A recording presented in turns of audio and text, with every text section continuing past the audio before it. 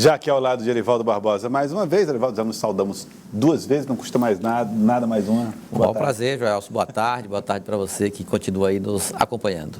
Elivaldo Barbosa, vamos falar de CPIs, começando pela daqui, a da cidade de Teresina, a CPI do transporte coletivo na Câmara de Vereadores da capital.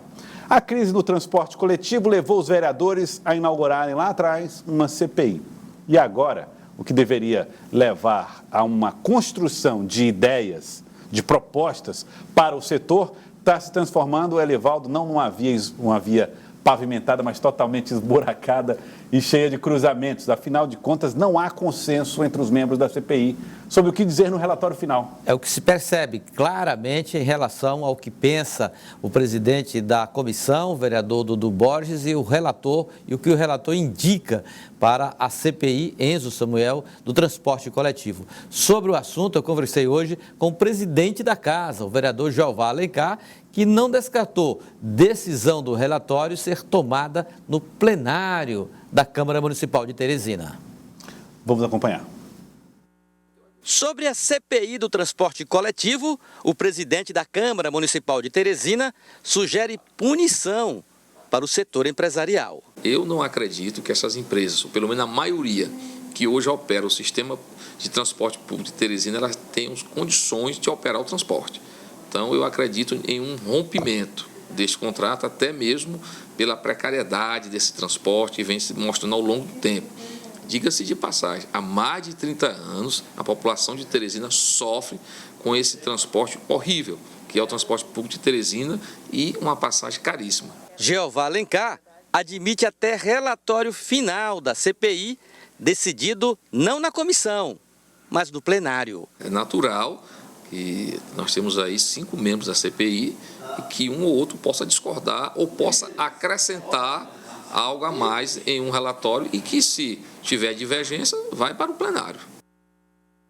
Elivaldo Barbosa, vamos lá, por partes. Essa CPI, formada por 5 membros, é até difícil de entender que eles não consigam fechar uma questão num colegiado tão pequeno. Joel, são mais... membros. Exatamente, são 5 membros, mas a condução dos trabalhos. Isso é natural. Você vê como natural, né? São 5 membros, mas pensam diferentes, eles têm uma concepção diferente. Inclusive, tem vereadores que foram, por exemplo, à oposição em relação à gestão passada na prefeitura e vereadores que foram da situação.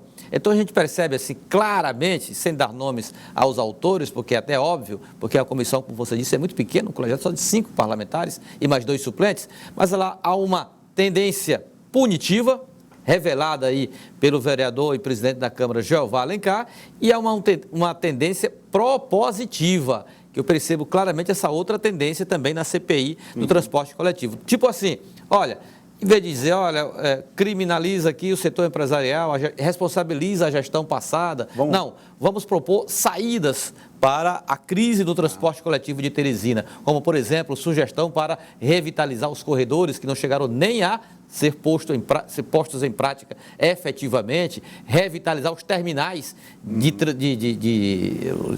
transição lá das linhas, esses terminais que estão aí se perdendo lá, quer dizer, só não estão porque alguns estão sendo usados para vacinação contra a Covid, né? É verdade. Ao invés da vara, o conselho. Seria essa... Exatamente. E a outra tendência forte, que aponta mesmo para a punição. Punição à vara da lei. Agora, Elivaldo, a mim parece que a comissão, com esses 5 membros, não chegou a um consenso, seria mais... Porque assim, se o objetivo é chegar a um resultado só, e essas 5 pessoas não conseguiram encaminhar nessa direção, trazer para o plenário com 29 nomes, parece que a probabilidade disso acontecer é menor ainda. Você vai ter mais divergências, mais opiniões. A única coisa que aponta para mim um sinal de que ela pode ser conduzida numa direção só, inclusive que coincide com a do Poder Executivo, é o fato do plenário ser presidido por Jeová Alencar, correligionário do Dr. Pessoa, e aí você tem aí um entendimento.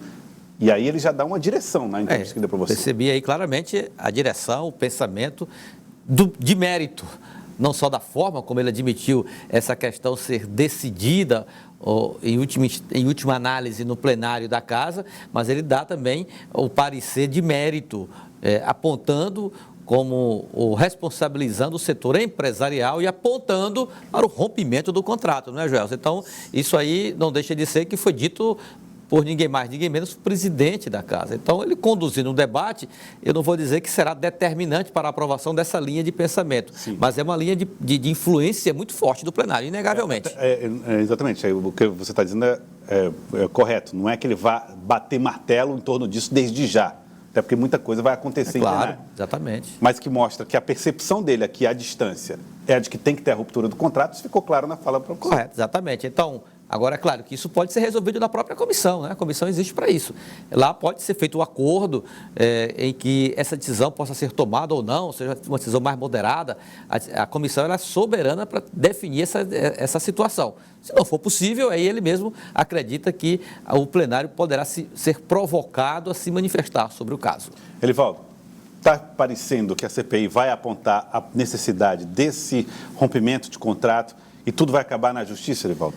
Olha, a CPI não tem poder para impor rompimento de contrato. Ela tem poder para decidir sobre esse assunto. Seria um instrumento que pode nortear, caso seja esse o interesse da Prefeitura, para respaldar uma ação futura neste sentido, né? Uhum. Então, a CPI pode responsabilizar culpados aí pela crise no transporte coletivo e tal, mas ela não tem o poder de simplesmente cancelar o contrato. Agora, isso é uma questão muito mais profunda. Os depoimentos prestados, os documentos reunidos, tudo isso pode servir numa ação futura de de cancelamento. Com certeza. Aí gerou aí uma série de situações que poderão resultar na judicialização da crise do transporte coletivo de Teresina.